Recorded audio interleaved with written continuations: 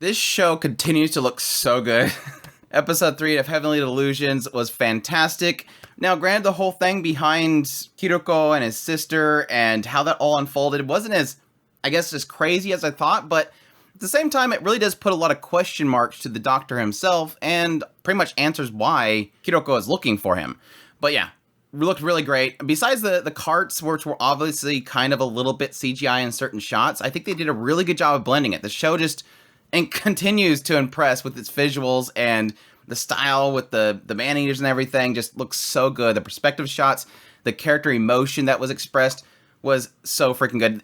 Just his pretty much losing himself in the hospital was super well done. Absolutely loved it. But yeah, the entirety of this episode is really focused on Kiriko, or Haruki technically, and his story about him and his sister, which, like I said before, didn't really kind of pan out the way that I thought it was. I thought it was going to be more involved with the man-eaters themselves, but it still technically is. It did answer my question about how 5 years ago they were kart racing, and I'm like, wait, wasn't the disaster like a while back before? Apparently, yes. Even after the disaster, mankind cannot stop betting. If you want to entertain yourself in a post-apocalyptic world, it has to be through gambling. So despite the world falling apart, there's still electric kart racing. They still have the energy to supply to electric carts, and they will gamble. But yes, his sister has been doing a lot of this racing. Haruki himself has kind of been forming a bond with this Robin for quite a while at this orphanage. Robin is doing a lot of investigations in the background, specifically to the Doctor, who apparently is testing man-eaters and specifically using humans as tests for man-eaters, which is going to pretty much come into play later. We get a sense that Haruki himself is pretty attached to Robin, and at the same time, Robin seems to be attached to Haruki. Specifically, Robin lost his sister to the disaster, and he's really, I guess, overprotective of Haruki. So even when they go out to kill a man-eater, seems like even though Haruki does a really good job of killing it, Robin doesn't like it. We get to see a little bit of the bond between Haruki and his sister, which was great, but that all leads, of course, to the big race. The race where the man-eater shows up. Now, going back to the previous episode when the random guy at the farm brought up his sister, he mentioned the idea that she went missing 5 years ago when she went crazy after killing her brother. Now, that was interesting because as we see in the race itself, Haruki is out there trying to kill this man-eater before the race gets to it, fails miserably, is being consumed by the man-eater, and then eventually his sister shows up, wrecks the cart into it, pulls her brother out of it. The man-eater leaves. So the man-eater's not a problem anymore. It was a problem because it's pretty much killed him, but he's still conscious. I mean, he still has technically his torso and his head, so he's still got, his brain's still functioning, and he's able to respond to her being there. But then, as she's crying, we hear a gunshot. Then cut forward, and he's now in the body of his sister. Now, I heard that shot, and I kept it in my mind. It seemed like it was too obvious that the gunshot was there. Well, according to one of the nurses, they were both brought in by the Doctor. The Doctor did something to save his life, or her life, and then he left. Now, the question mark is why was the sister needing medical attention? I mean, yes, she did kind of roll on the ground and got thrown around a little bit, but it wasn't like she needed life-saving treatment. It's obvious that she was going to die too, so they had two bodies, both dying, and they just took the brain from one to the other.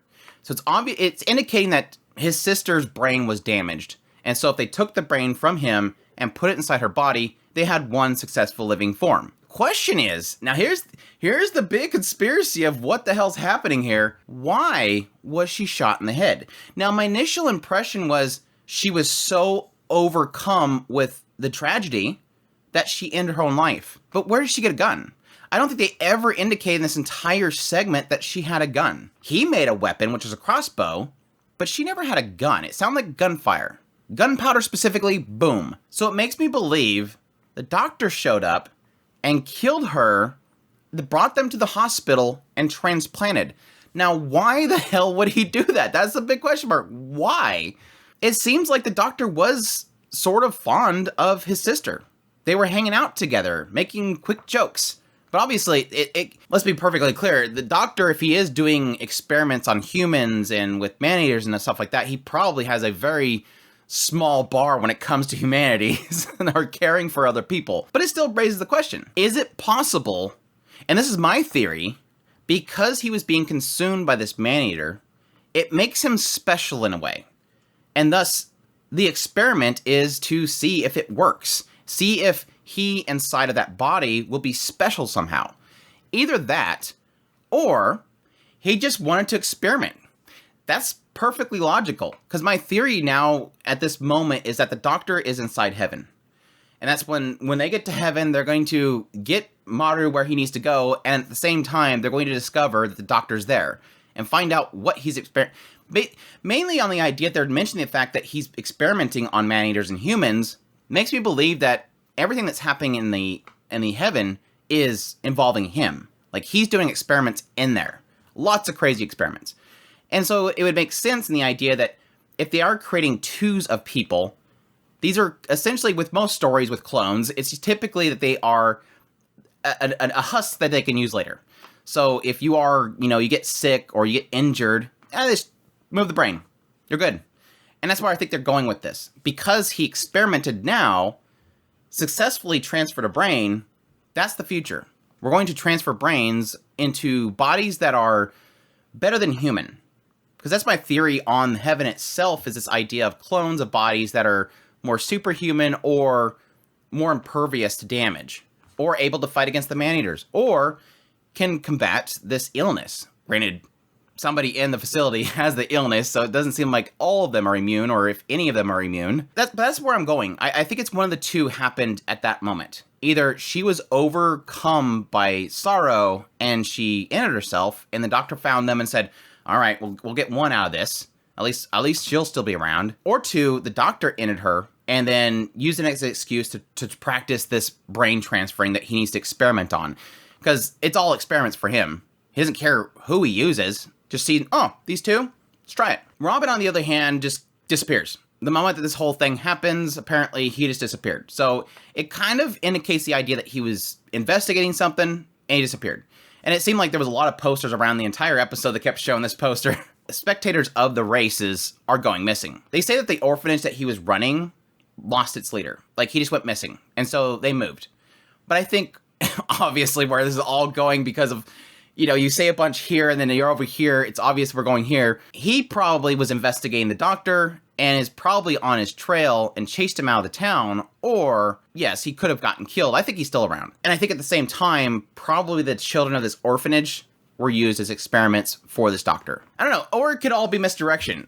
We could find out in like 3 episodes, the Doctor's like this coolest guy ever, and he's actually been saving lives the whole time. It just seems like he's a bad guy, and all the rumors are just rumors. I can see that happening too. But yes, the final segment of the episode, which is like, keep teasing us. I remember, what was it, like 2 episodes ago, they mentioned this as well, and I just kind of put as a note in the back of my head that they've seen babies and they had no faces. So as Cuckoo's watching this drawing of this baby, he's like, that's super weird, because babies don't have faces. And then she gets drugged away by Tokyo, and Tokyo's like, stop criticizing his artwork. If you don't like it, then don't take it. No, I'm saying it's a good thing. I've seen the babies. They don't have faces. You want to see them. Okay, and again, this goes into my theory and the idea of them trying to create bodies to put their brains into, is the idea that, yeah, technically if they create these babies, they don't want to have faces on them because they're going to put their faces on them, in theory. It would also explain why some of them look the same, and they keep emphasizing on the idea that somebody's there with your face. Somebody's going to arrive with your face.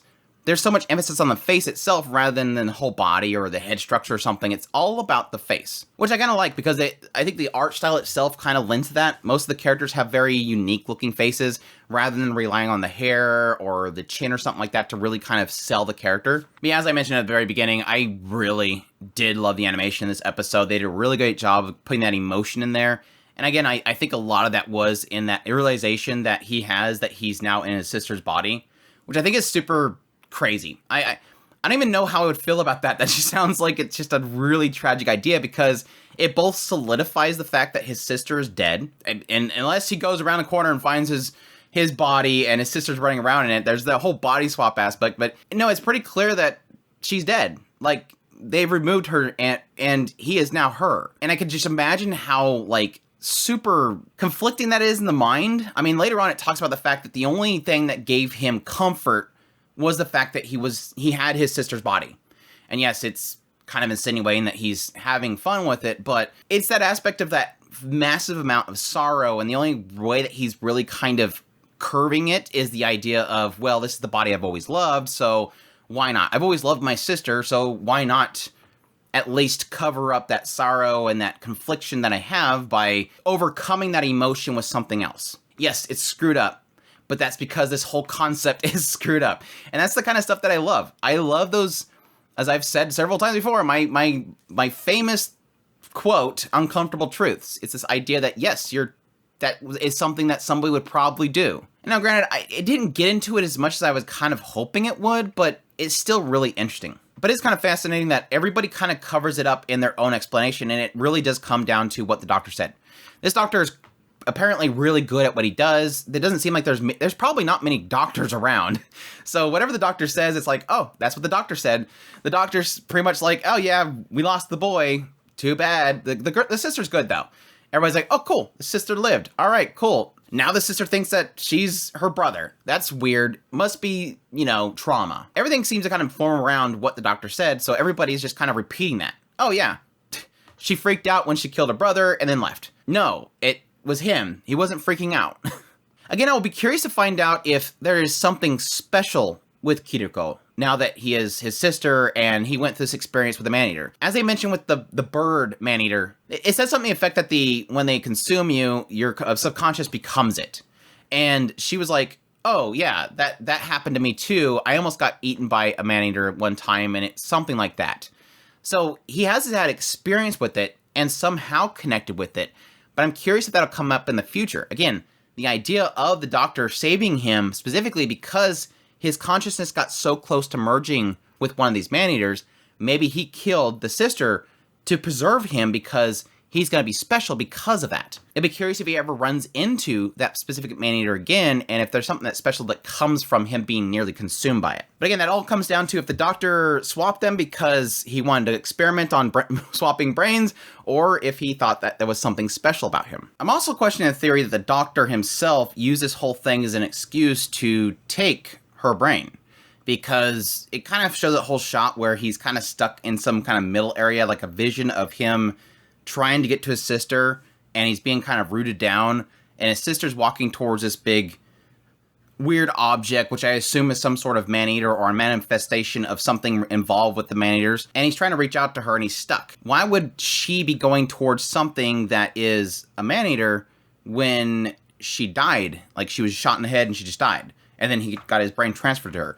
Kind of makes me believe that the doctor used this whole thing as an excuse to acquire her brain and said, okay, yeah, here you guys go. He's good. I don't know why he would go out of his way to save the body, unless he needs the body. Why would he save Haruki through that whole process when all he needs is the brain? He can just go, yeah, they both died. What's in that box? Nothing. Don't worry about it. But again, maybe they both are needed. Maybe he needs the body, he needs Haruki again because he's tied somehow to the man-eaters now because he was almost consumed, and he wanted the brain to experiment on it with a man-eater or something like that. Anyways, that's enough about episode 3 of Heavenly Delusions. I love this series so much. I love that when you can dive into stuff and really kind of pick things apart. Granted, I overblowed it in my mind about this whole situation with the races, but that's just how it is. At least it kind of confirmed my theory that I had with the previous video. I didn't say it in the video, I actually put it in the pinned comment because I realized it when I was editing. I'm like, yeah, it technically explains why he nearly kissed himself in the mirror. This was the one he loved. He was put inside the body of the one that he loved. But anyways, I'm getting back into it. Hope you guys enjoyed this video. As always, if you did, make sure to hit that like button down below, comment, let me know what you thought of the episode. If you're new to the channel, make sure that subscribe button so you get all my content. I do news, reviews, first impressions, top list if it's anime, it's pretty much here. Just if you want to support the channel more, I have a Patreon link, a tips link, super thanks button down below. I greatly appreciate it, but it supports the channel. You guys mean a lot to me, and y'all take care.